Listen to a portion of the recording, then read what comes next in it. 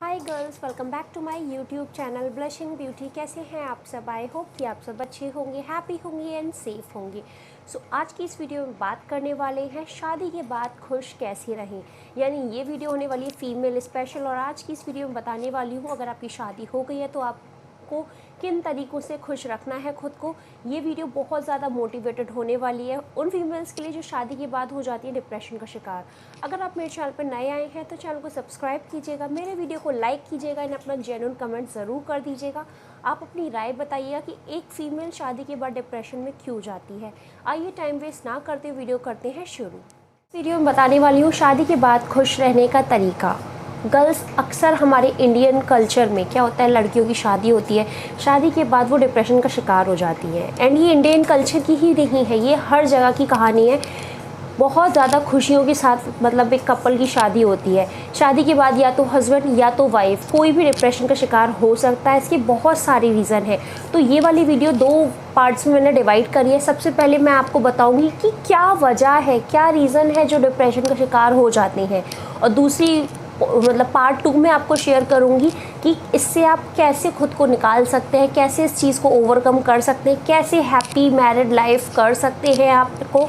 तो आइए वीडियो करते हैं शुरू। पॉइंट नंबर 1, गर्ल्स, सबसे बड़ा रीज़न है एक फ़ीमेल का डिप्रेशन में आने का, वो ये है जब एक फ़ीमेल किसी प्रेशर में आके शादी करती है, किसी के दबाव में शादी करती है, तो उस टाइम पे शादी तो हो जाती है पर शादी के कुछ टाइम बाद वो डिप्रेशन का शिकार हो जाती है और वो बिल्कुल खुश नहीं रहती है। तो मैं यहीं से आपसे ये कहना चाहूँगी कि अगर आप शादी कर रहे हैं तो किसी की ज़ोर ज़बरदस्ती से मत कीजिए, किसी के दबाव में आके मत कीजिए। जब तक आपका दिल गवाही ना करे तब तक आप शादी ना कीजिए। तो सबसे ज़्यादा इम्पॉर्टेंट ये चीज़ है। आइए बढ़ते हैं पॉइंट नंबर 2 की तरफ। नंबर 2, गर्ल्स, हो सकता है आपकी शादी से पहले कुछ सपने होंगे। हर लड़की के सपने होते हैं कि शादी के बाद उसको ऐसा ससुराल मिलेगा, ऐसा हस्बैंड मिलेगा। लेकिन शादी हो जाती है, शादी के कुछ टाइम बाद हकीकत सामने आती है। क्योंकि देखिए, शादी के पहले हम किसी को कितना भी जज करें, हम उसको ओवरऑल नहीं जान सकते कि वो कैसा इंसान होगा।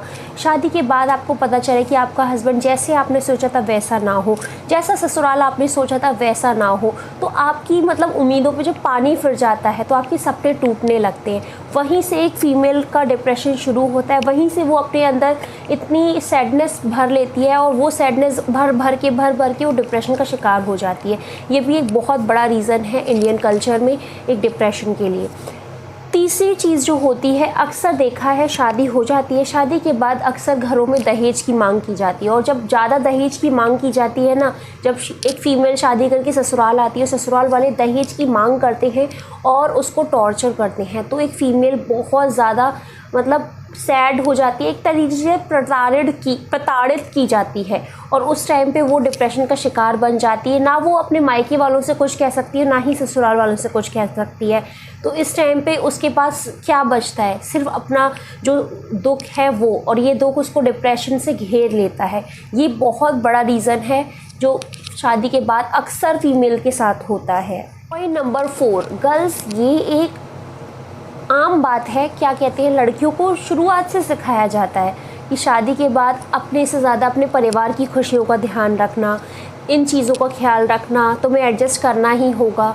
तो कई बार क्या होता है, हम फीमेल्स जो होती हैं, हम लड़कियां इस चीज़ को इतना ज़्यादा अपने दिल में बैठा लेती हैं कि हम अच्छे होने के कारण ना ससुराल में जाके इतनी अपनी अच्छाई दिखाते हैं कि हम अपनी खुशियों को ही मार लेते हैं, अपने सपनों को ही मार लेते हैं। मतलब दूसरों को खुश रखने के चक्कर में आप अपनी खुशियाँ ही खो देते हैं। और एक टाइम आता है शादी के कुछ साल बाद, 2, 4, 5 साल के बाद एक टाइम आता है जब आपको एहसास होता है कि दूसरों को खुश रखने के चलते आपने अपनी खुशियाँ ही ख़त्म कर दी।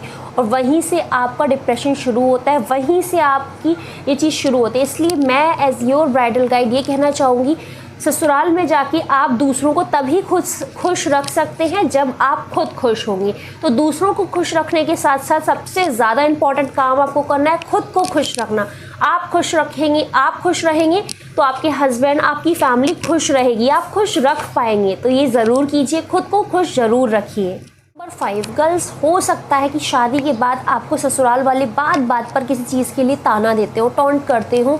ये एक आम बात है और डायरेक्टली या इनडायरेक्टली आपको किसी चीज़ के लिए कहा जाता हो। जब ऐसा होता है ससुराल में तो ये जो बातें हैं ना, एक फ़ीमेल के मन में बैठ जाती हैं और ये इतना बड़ा विकराल रूप ले लेती हैं कि एक फ़ीमेल डिप्रेशन का शिकार हो जाती है और पता भी नहीं चलता है उसे, मतलब उसे लगता है छोटी छोटी बातें इग्नोर कर दी, बट एक्चुअल में वो धीरे धीरे डिप्रेशन का शिकार होती जाती है। तो ये बहुत बड़ा रीज़न है। एंड गर्ल्स, ये पार्ट 1 में आज मैं आपको डिप्रेशन बता रही हूँ, क्या वजहें हैं जिससे एक फीमेल डिप्रेशन का शिकार हो जाती है।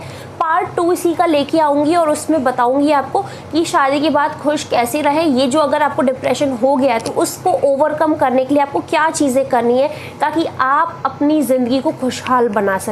तो पार्ट 1 के बाद पार्ट 2 ज़रूर देखिएगा। आइए बढ़ते हैं नेक्स्ट पॉइंट की तरफ। पॉइंट नंबर 6, गर्ल्स, ये बहुत ही ज़्यादा आम चीज़ है। शादी हो जाती है, शादी के बाद हस्बैंड्स का इंटरेस्ट कम होने लगता है वाइफ पे, और इंटरेस्ट कम होने के चलते उनका एक्स्ट्रा मैरिटल अफेयर हो जाता है। और जब ये चीज़ होती है तो एक फ़ीमेल सारी परेशानियां बर्दाश्त कर सकती है, बट हस्बैंड का एक्स्ट्रा मैरिटल अफेयर कोई भी लड़की, कोई भी औरत बर्दाश्त नहीं कर सकती है। और जब ऐसा होता है तो वो एक सीधे डिप्रेशन का शिकार हो जाती है। तो ऐसे में आपको क्या करना है ये मैं बताऊंगी पार्ट 2 में, तो पार्ट 2 ज़रूर देखिएगा। पूरी राय मैं आपको दूंगी क्या आपको करना है, क्या चीज़ें फॉलो करनी जिससे आप इस चीज़ से ओवरकम कर सकें खुद को।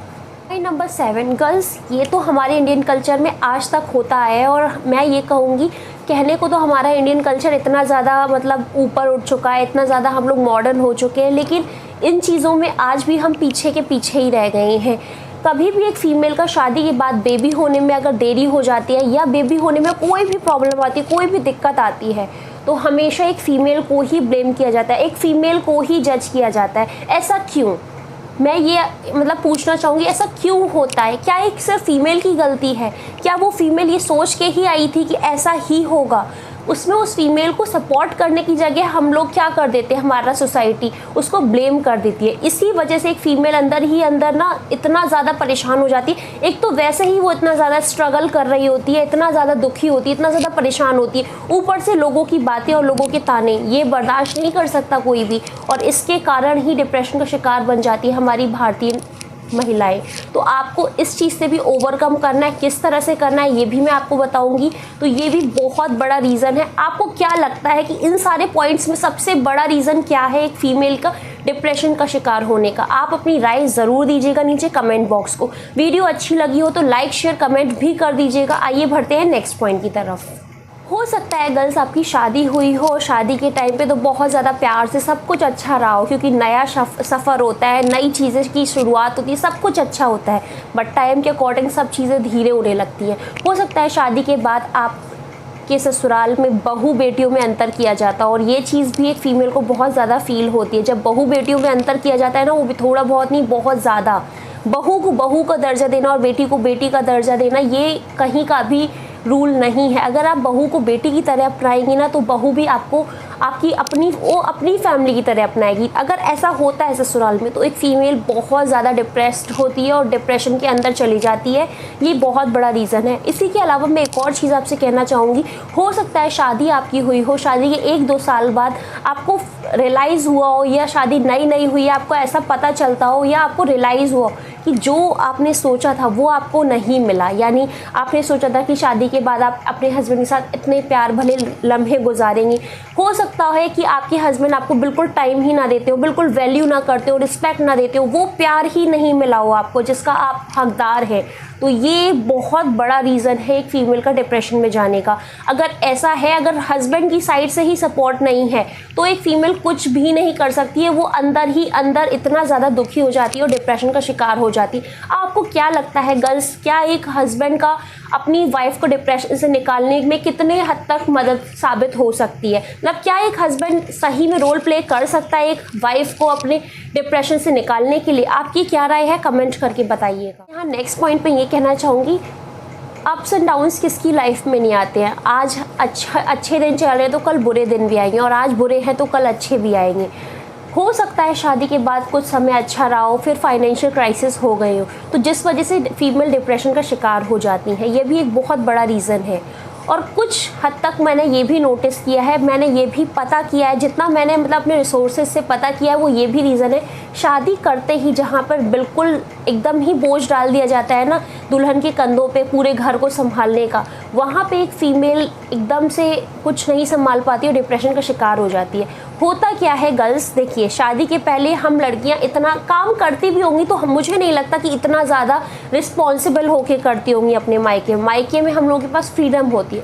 बट जिन ससुरालों में एक फ़ीमेल को बिल्कुल बहू की तरह एकदम टॉर्चर किया जाता है और बिल्कुल सारा काम उसके ऊपर डाल देता है, पूरा घर गृहस्थी का एक एक छोटा छोटा काम, तो ये ससुराल वालों को सोचना होगा कि वो भी आई है तो एकदम आते ही कोई भी रिस्पॉन्सिबिलिटी लेने लायक नहीं है, उसको भी धीरे धीरे काम देना चाहिए। ऐसा नहीं है कि एक दिन में ही सब कुछ वो कर लेगी, ऐसा कतई नहीं होगा, कभी भी नहीं होगा। मेरी ये गुजारिश है कि आप समय के साथ अपनी रिस्पॉन्सिबिलिटी लीजिए और ससुराल वालों से भी यही कहूँगी कि आप भी अपनी अपनी बहुओं को धीरे धीरे काम सौंपिए ताकि वो एडजस्ट भी कर सकें, समझ भी सकें और उनके ऊपर बर्डन भी ना आए और वो अपनी शादीशुदा लाइफ भी इंजॉय कर सकें। बहुत ज़्यादा ज़रूरी है। तो आइए बढ़ते हैं नेक्स्ट पॉइंट की तरफ।